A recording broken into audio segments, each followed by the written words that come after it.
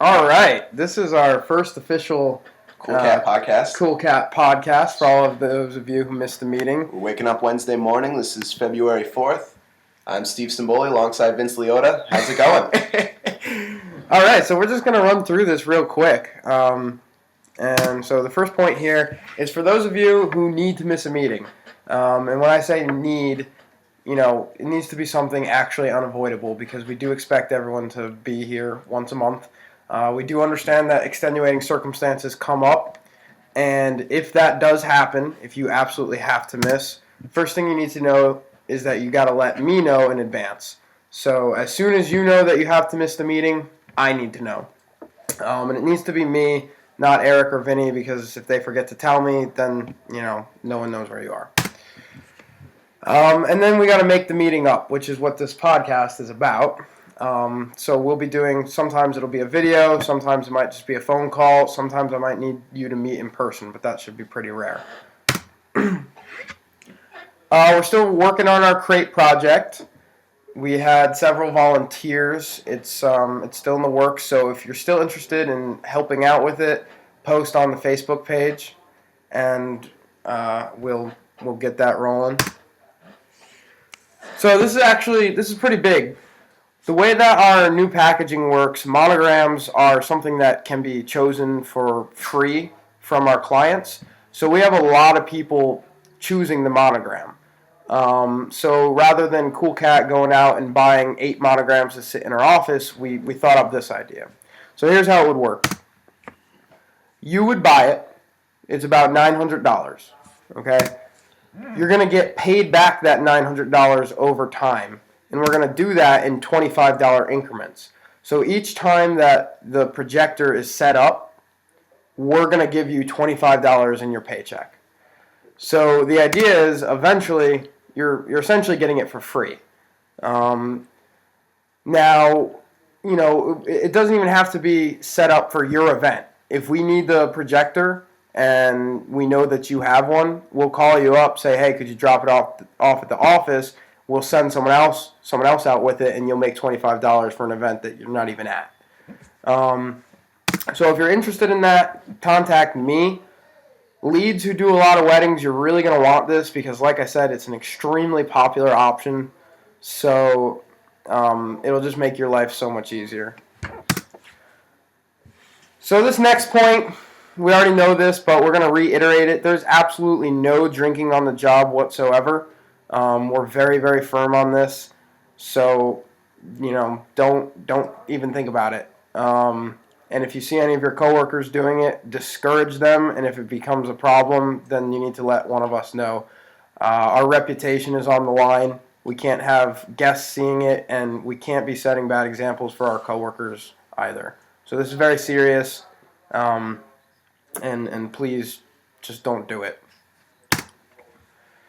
Now, there's been a little bit of confusion about our overtime policy, so I just want to clear that up real quick.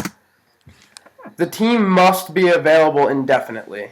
So what I mean by that is as long as the client wants to have overtime and as long as the venue is allowing it, you need to be there. So don't make plans after your event and tell the client, oh, I can't stay for overtime because I had a dinner date with my girlfriend.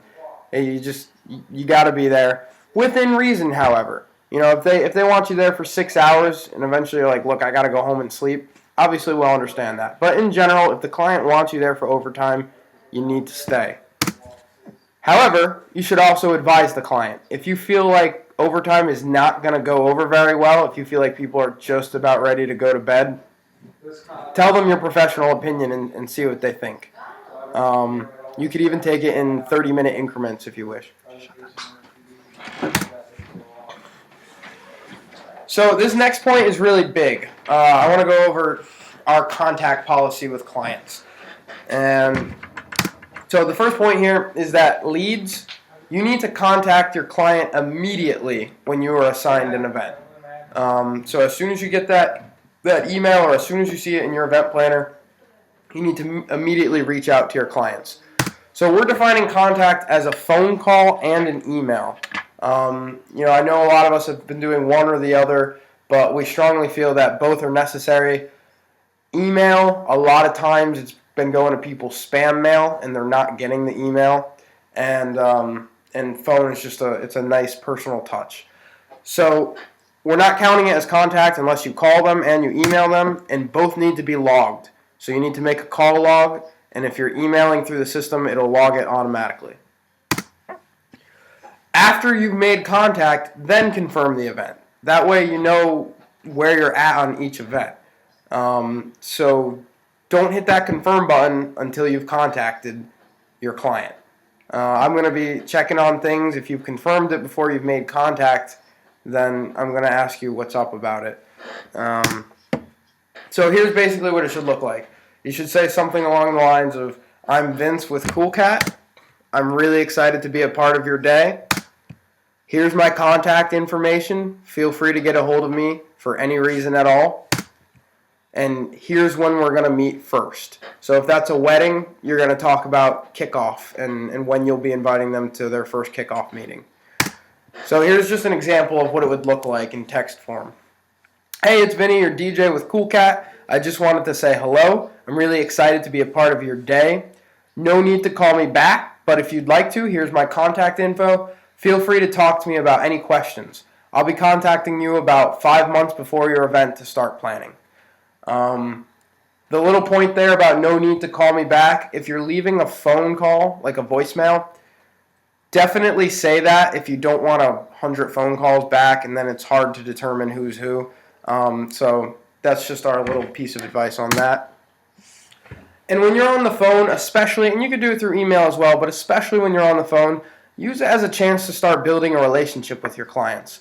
Talk to them about their planning process. Oh, how have things been going? How's life? Whatever, just casual small talk. You want to build a little relationship so that they're already excited about their event and they're already excited to meet you and start working with you.